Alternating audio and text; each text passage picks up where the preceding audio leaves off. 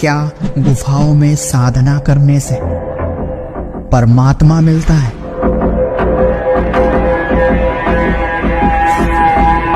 क्या भूखा रहने से पूर्ण मोक्ष मिलता है?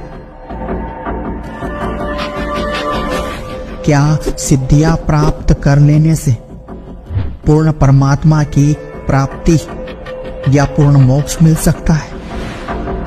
नहीं, क्योंकि ये साधना शास्त्र के विरुद्ध है। इन साधनाओं से कुछ शक्तियां तो प्राप्त हो सकती हैं, कुछ सिद्धियां भी मिल सकती है, लेकिन पूर्ण मोक्ष नहीं मिल सकता। पूर्ण परमात्मा की प्राप्ति के लिए, पूर्ण मोक्ष के लिए इस तरह की घातक साधनाएं व्यर्थ का प्रयास है। कुछ ऐसी ही आप बीती है ग्वालियर मध्य प्रदेश के एक बाबा जी की, जो गुफाओं में रहकर वर्षों तक साधना करते रहे। मेरे बड़े बड़े बाल थे, बड़े बड़े जटा थे, तो मैंने कहा ठीक है, तो तपस्या में लग गया। मैंने खाना पीना भी बंद कर दिया। 5-6 साल मैंने कोई अन्न आहार नहीं किया, केवल कोई फल फ्रूट आ जाता तो खा लेता था, और कभी कभार आलू वगैरह आ जाते थे तो उसको भूंज करके खा के और गुफा में घुस जाता था। इन साधु बाबा जी के भीतर इतनी सिद्धियां आने लगी थी, अपनी दिव्य दृष्टि से अपने पास आने वाले व्यक्ति को देख लेते थे। 5 साल तक जब मैं साधना करता रहा तो एक सिद्धि सी प्राप्त हो गई मेरे अंदर।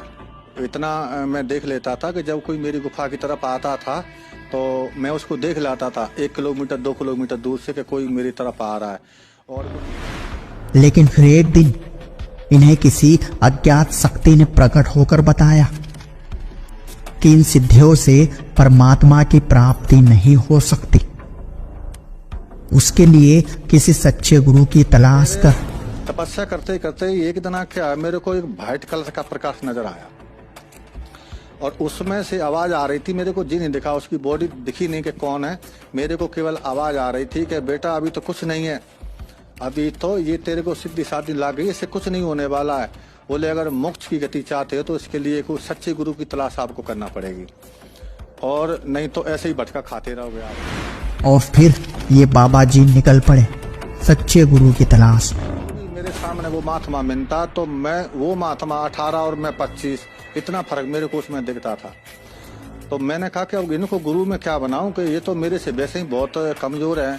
ये बने जरूर है, मठाधीश थे, बड़े बड़े जटा जूट रखे थे, उन्हें बड़े बड़े आश्रम पे पैसा वाले भी थे, पर भक्ति उती कुछ नहीं थी उनके पास। जब मैं उनको अपनी आंख से देखता था तो उसमें कुछ नहीं था, केवल पैसा था उनके अंदर। मैंने कहा भाई ऐसे सच्चे गुरु की तलाश के लिए मैं जा रहा हूँ कि जिसके पास शब्द होए, वो शब्द लेने जा रहा हूँ मैं, जिससे भक्ति साधना करके अपनी मोक्ष की गति पा सकूं। तो वो बोले कि मथुरा में जाकर पहुंचे, वहाँ के जो प्रचारक थे, क्या नाम है, वो तुलसीदास जी महाराज, जय गुरुदेव जी ने जो बताई थी उससे कोई लाभ नहीं हुआ। सारे प्रयास करने के बाद भी जब इन बाबा जी को लगा कि अब मुझे परमात्मा नहीं मिलेगा, तो उन्होंने अपने आप को खत्म करने की ठान ली, क्योंकि इन बाबा जी के पास इतनी शक्ति थी कि ये अपने शरीर से अपनी आत्मा को बाहर करने की सिद्धि भी जानते थे। ऐसा ही लगा मेरे को, इससे तो भाई मरना ठीक है कि परमात्मा मिले नहीं। पूरी जिंदगी मैंने इसी में निकाल दी। पहले बैरागी बना है, त्यागी बना, अखाड़ों में गया, सारी जगह घूम का मैं आंखें बनी, और मरना ठीक है। और जब मैंने सीख ही लिया था थोड़ा साधना में कि बॉडी मेरी कई गुफा में पड़ी रहेगी और मैं अपना देश से निकल जाऊंगा, भगवान फिर मिलेगा कभी न कभी। फिर संत रामपाल जी महाराज ने स्वयं प्रकट होकर इन्हें कुछ ऐसे संकेत दिए कि ये बाबा जी को लगा कि जैसे इन्हें परमात्मा ही मिल गया। उसी रात को मेरे को संत रामपाल जी महाराज एक विमान टाप के में बैठ करके और आकाश मार्ग से आते हुए नजर आए।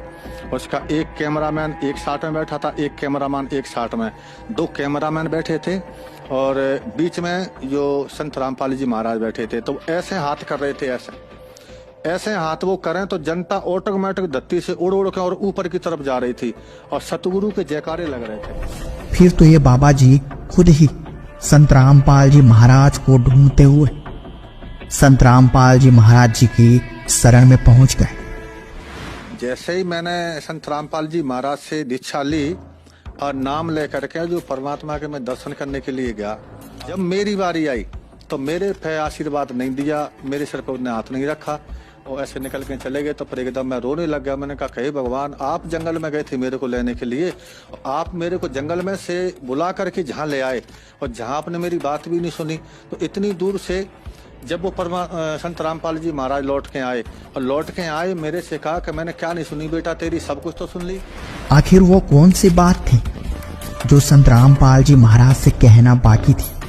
क्या संत रामपाल जी महाराज जी की शरण में जाने के बाद नरसिंह दास की खोज पूरी हो पाई, जिसने परमात्मा की प्राप्ति के लिए गुफाओं में भूखा रहकर अपना शरीर गला दिया?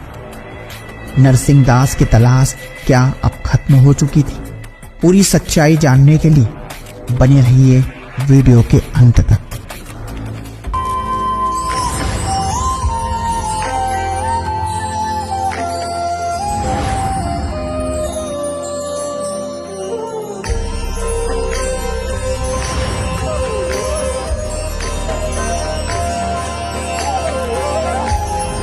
नमस्कार सर। साहिब जी। सर क्या नाम है आपका? नरसिंह दास नाम है मेरा। मैं ग्राम मैना, तहसील चिनौर, जिला ग्वालियर, MP। सर संत रामपाल जी महाराज से नाम दीक्षा आपने कब ली? 2014 में ली सर। सर संत रामपाल जी महाराज से नाम दीक्षा लेने से पहले क्या आप कोई भक्ति साधना भी करते थे? मैं भक्ति करता था।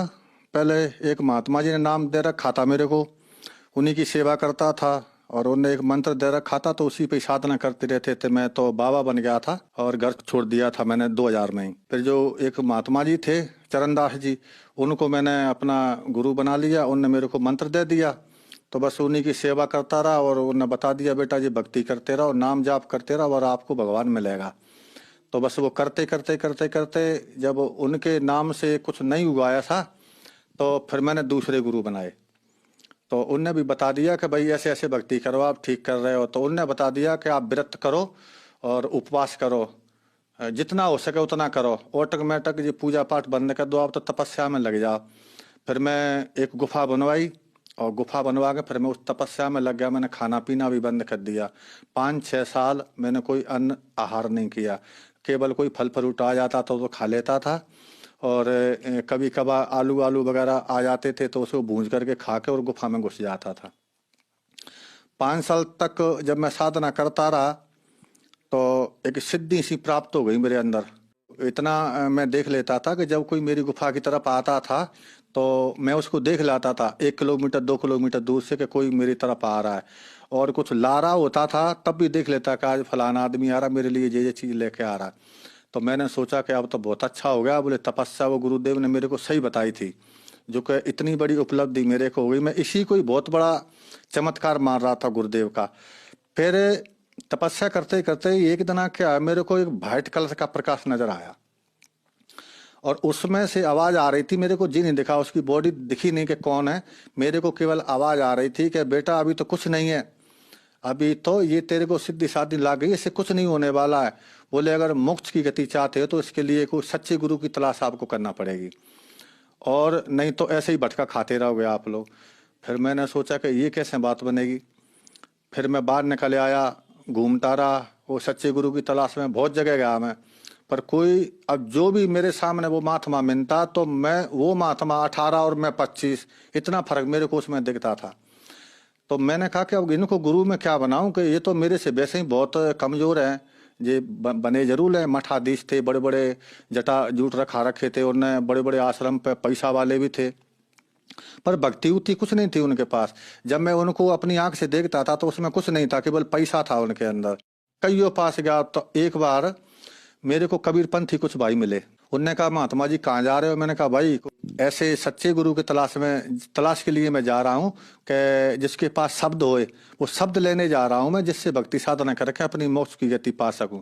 तो वो बोले कि हमारे गुरुदेव शब्द बताते हैं, आप हमारे गुरु जी के पास चलिए। तो मैंने कहा चलो भाई, मैं पहले उनसे बात करूंगा। बोले हाँ आप बात कर लेना। तो वे मेरे को मथुरा ले गए सर। मथुरा में जाकर पहुंचे, वहाँ के जो प्रचारक थे, क्या नाम है वो, तुलसीदास जी महाराज, जय गुरुदेव। तो उनके पास मैं गया तो उनसे भी बातचीत हुई ऐसी, तो उन्होंने कहा बेटा भक्ति करो, मैं सवेरे आपको नाम दूंगा। तो जब उन्होंने मेरे को नाम दिया सवेरे, और नाम देते के बाद में उन्होंने मेरे से कहा था कि बेटा चिलम मत पीना और हुक्का पी लिया करो, क्योंकि हुक्के में तो वो तम्बाकू छनके जाती है तो वो तेरे को नुकसान नहीं करेगी, और हुक्के में कोई दिक्कत नहीं है। तो मैं 500 रुपये का जिल लम्बा हुक्का लेके आ गया मैं, और 3 किलो तम्बाकू आके मैंने अपनी गुफा पर रख लिया, और फिर दे दनादन हुक्का चलता रहा तो छाती पे ऐसा हो गया कि जलन सी चालू हो गई कि हुक्का का सीधा धुआं जाता है। चलता रहा तो 3, 4, 5 साल तक। फिर मैंने उनको पूछा, मैंने हुक्के से तो मेरे को दिक्कत खड़ी हो रही है। बोले नहीं इससे कुछ दिक्कत खड़ी नहीं होगी, जो पहला कवर जमा है ना वो हट रहा है और जे कवर दूसरा चढ़ रहा है। तो मैं फिर लगा रहा साधना करने के लिए। उनने बता दिया था मेरे को कि ऐसे कानों में उंगली डालना है और ऊपर सुनना है, इसको सब तेरे को सुनाई पड़ेगा, जो भी आवाज सुनाई पड़ेगी उसी को शब्द कहते हैं, उसको पकड़ लेना, बस उसी को सुनते रहना सो तुम स्वर्ग पहुंच जाओगे। और मैंने कहा ठीक है। तो सर मैंने 8 साल उनकी साधना की। 8 साल में जो पहले जो मैं प्रकाश देखता था, लाल वाला है ना, पीरा वाला और जे है सफेद वाला, तो वो पहले मैं जो आवाजें सुनता था, प्रकाश देखता था, वो तो चले गए, पता नहीं किस 60 में चले गए।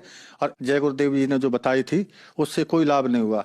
जनता बहुत जुटती थी, हुक्का वाले आते थे पीने के लिए, आप हुक्का पिलाओ, हम 7:30 में हुक्का पीते थे। जो सीनियर थे ऊंचे बैठ के पीते थे, जो हमारे चेला चांटे थे, बहुत चेला बना रखे, तो वो नीचे बैठ के हुक्का पीते थे। हुक्का पी के वो अपने अपने घर चले जाते थे। एक दिन पर ऐसा ही लगा मेरे को, इससे तो भाई मरना ठीक है कि परमात्मा मिले नहीं। पूरी जिंदगी मैंने इसी में निकाल दी। पहले बैरागी बना है, त्यागी बना, अखाड़ों में गया, सारी जगह घूम का मैं आके मैंने मरना ठीक है। और जब मैंने सीख ही लिया था थोड़ा साधना में कि बॉडी मेरी कई गुफा में पड़ी रहेगी और मैं अपना देश से निकल जाऊंगा, भगवान फिर मिलेगा कभी ना कभी। जब ऐसा मैंने शरीर में अपने में मन में जो विचार किया ना, उसी रात को मेरे को संत रामपाल जी महाराज एक विमान टाप के में बैठ करके और आकाश मार्ग से आते हुए नजर आए। उसका एक कैमरामैन एक साथ में बैठा था, एक कैमरामैन एक साथ में, 2 कैमरामैन बैठे थे, और बीच में जो संत रामपाल जी महाराज बैठे थे। तो ऐसे हाथ कर रहे थे, ऐसे हाथ वो करें तो जनता ऑटोमेटिक धरती से उड़ उड़ के और ऊपर की तरफ जा रही थी, और सतगुरु के जयकारे लग रहे थे। ये चीज मैंने देखा तो मैंने कहा भाई यहाँ अभी भी सतगुरु का जयकारा लग रहा है, तो कहीं ना कहीं कुछ है, अभी भी आशा, अभी अपनी हिम्मत नहीं हारना चाहिए, अभी भी कुछ न कुछ करना चाहिए। तो मैंने कहा देखते हैं।